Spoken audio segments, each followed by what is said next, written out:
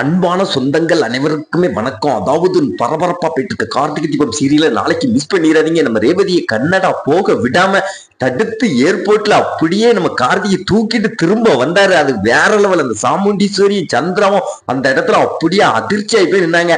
அதாவது நம்ம சாமுண்டீஸ்வரி ஃப்ரெண்டு சினேகா வந்து எல்லாத்தையுமே நம்ம கார்த்திட்ட உளறிட்டாங்க. நம்ம கார்த்திக்கு போட்ட பிளான் அப்படி அததான் ஒரு குட்டி ப்ரோமோ பார்க்க போறோம். அதுக்கும் முன்னால உங்கள் சீரியல் சேனலுக்கு வந்து லைக் பண்ணாதவங்க லைக் பண்ணுங்க, சப்ஸ்கிரைப் பண்ணுங்க. அதாவது பாத்தீங்கன்னா நம்ம ரோகிணிட்ட வந்து நம்ம கார்த்திக் பேசினாரு.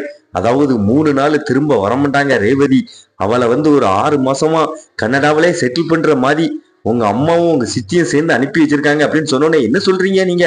அதாவது எங்கிட்ட 3 நாள் தான் சொன்னாங்க எங்க அம்மா, இப்படி ஒரு துரோகம் பண்ணுதாங்களே அப்படின்னு சொல்லிட்டு அதுக்கடுத்து நம்ம கார்த்திக் வந்து நான் சொல்ற மாதிரி உங்க அம்மா ஃப்ரெண்டுக்கு போன் போட்டு பேசுங்க, அவங்க கான்டாக்ட் நம்பர் உங்ககிட்ட இருக்கா அப்படின்னு சொன்னோடனே நம்ம ரோகிணி வந்து அவங்க கான்டாக்ட் நம்பர் என்கிட்ட இருக்கு அப்படின்னு சொன்னோடனே, அதாவது உங்க அம்மாவுக்கு அப்படியே உங்க அம்மா கூட சேர்ந்து பேசுற மாதிரி பேசுங்க, ரேவதி அங்க அனுப்பி வச்சாச்சு, அதாவது சொன்ன எங்க அம்மா சொன்ன மாதிரி பாத்துக்கிடுங்க அப்படின்னு சொல்லி நீங்க பேசுங்க, அவங்க என்ன சொல்றாங்கன்னு அவங்க வாயாலே எப்படியும் உளருவாங்க அப்படின்னு சொன்னோடனே நம்ம ரோகிணியும் அதே மாதிரி கேட்டாங்க. ரேவதி கிளம்பிட்டா, அவளை நல்லபடியா பாத்துக்கிடுங்க, 6 மாசத்துக்கு அவளை விடாதீங்க அப்படின்னு நம்ம ரோகிணி அதே மாதிரி போட்டு வாங்கினாங்க. அதாவது அந்த சினேகா வந்து அந்த கார்த்திகை பயல எப்படியாவது இந்த 6 மாசத்துக்குள்ள மறக்க வச்சிருவேன்.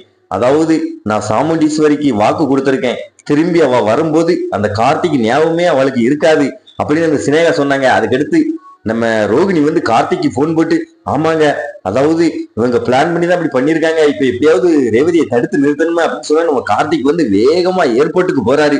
அப்போ வந்து பாத்தீங்கன்னா எப்படியும் இவன் திடீர்னு உண்மை தெரிஞ்சு வந்தாலும் வருவான் அப்படின்ட்டு அந்த சந்திரா வந்து போலீஸ்காரங்களுக்கு பணம் கொடுத்து நம்ம கார்த்திகை வந்து அதாவது மறக்க சொல்லியிருக்காங்க. லைசன்ஸ் எடு, அதை எடு, ஆர்சி புக் எடு அப்படின்னு கேக்குறாங்க. நம்ம கார்த்திகை வந்து ஏர்போர்ட்டுக்கு வர விடாம தடுக்கிறாங்க.